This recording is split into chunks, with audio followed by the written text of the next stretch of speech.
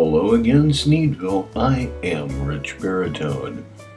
I am going to start this with a disclaimer. Jenny would tell you that the sick situation is, quote, none of our business, end quote. Jenny is, of course, wrong.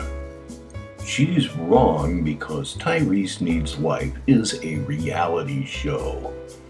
When one decides to be part of a reality show, the on-camera portion of their lives becomes the business of the audience, and that gives the audience the right to critique your performance. As I record this, your current performance is slutty, manipulative, using, and stupid. Let's take this point by point, shall we? Your performance is slutty because of what you are doing yet again to Darryl. This good, decent man that you have toyed with for what, 10 years? A man that got you out of a legitimately dangerous situation, and probably not for the first time, took you into his home, fed you, helped to take care of you after your surgery. So, what do you do in return? How do you thank him? You go on Tyree Sneed's StreamYard panel and allow a madman that seemingly pushed you to the brink of your sanity and repeatedly threatened your life across multiple platforms to talk about coming on your face in the crudest terms imaginable for 20 minutes while you sit there and giggle. And you've been doing the phone sex thing with Sneed again, all under Darryl's roof, I imagine. I'm reminded of the words of Ludacris when he wrote, "Hoe, use a hoe, use a hoe. I said that use a hoe." It's like he was writing about you or something. Next we have manipulation, which is and always will be the wind beneath your wings. You have manipulated Darryl for years. He seems to be the key pawn in your life of self-inflicted misery and manufactured drama, your get-out-of-shit-free card. And he seems to be there for you regardless of your actions. And every time Darryl does so, he's thinking, maybe she'll change this time. You see, we don't choose who we love. We like to think that we do, but we really don't. Darryl proves this. Darryl loves you, and you know this, so you play him. Because you understand better than most people that love is the one thing in this world with the power to make strong men weaklings.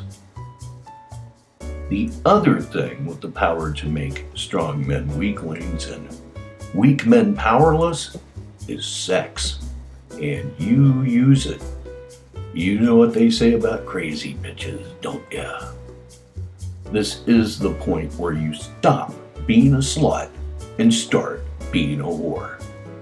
You have always received benefits from screwing Darryl, be they food, shelter, taxi service, changed bandages, even money to pay a bill from time to time, I would imagine. Then you discard him until things get too real again. All you have to do is suck his dick and he'll take you in again. Switch on, switch off. As for Tyree Sneed, you enjoy the fact that he can be made to love, then hate you at your whim. To be honest, we enjoy it too. It's funny shit, that. But where it ceases to be amusing is that it is emblematic of how you treat everybody in your life. Your ability to manipulate and your reliance upon it to create drama in your life is genuinely sickening. Using usually goes hand in hand with manipulation and only applies to Darryl in this scenario. Tyree Sneed is being manipulated but not used, as there is nothing of any material worth to be gained by a personal relationship with Tyree Sneed. The last point is the stupidity of your actions. Since Tyree Sneed left Green Bay, it almost seemed that you were finally getting it, as if the entire ordeal was going to be a come to Jesus sort of moment in your life. Nah, last night you decided that you were going to kick it off with Sneed again. Remember that the last 3 weeks of Tyree Sneed in Green Bay got, as you kids would say, real. During this period, Sneed was a clear threat to your personal safety, and your situation was so bad that even haters took action on your behalf, especially Frost. It was a dire time for you. At least it seemed to be. Apparently, you loved it. You must have. Why else would you do what you did last night? Why else would you betray Darryl in public?